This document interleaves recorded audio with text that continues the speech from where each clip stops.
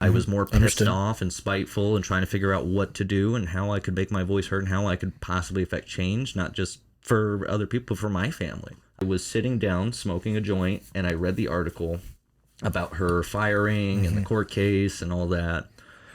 And I noticed they had the union's name in there, UFCW Local 99. So I sat with it for about 2 days. And then finally, I just busted down and shot him a call. I left a message at the reception desk, and right away, the organizer down there, Mario Gonzalez, he got back to me and wanted to set up a meeting with me. But I was still in kind of an anti-union mindset. I was more pissed Understood. off and spiteful and trying to figure out what to do and how I could make my voice heard and how I could possibly affect change, not just for other people, but for my family. I want to be in this industry 20 years. So I dodged him and I ghosted him for like 2 months. I mean, we would set up a meeting. I would miss it. I would just lie to him and tell him I wasn't available. And I told him immediately after we started actually having the meetings that, hey, I lied to you about not. I honestly I didn't know.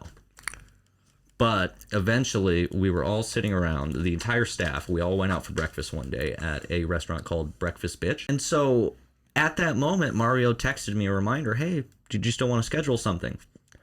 And so I stepped away from the table and just called him and sat there for an hour standing maybe 10, 15 feet from the table, just talking to him on the phone.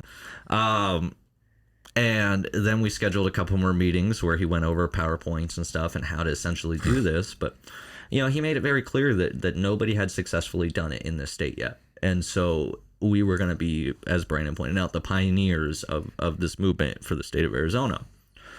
And it was a hard fight. Lord knows they threw everything they could at us. Every trick in the book, everything under the sun, union busters, shady tactics. Really? But in the end, when they counted those election votes, we beat them. I believe it was 13 yeses, 6 no.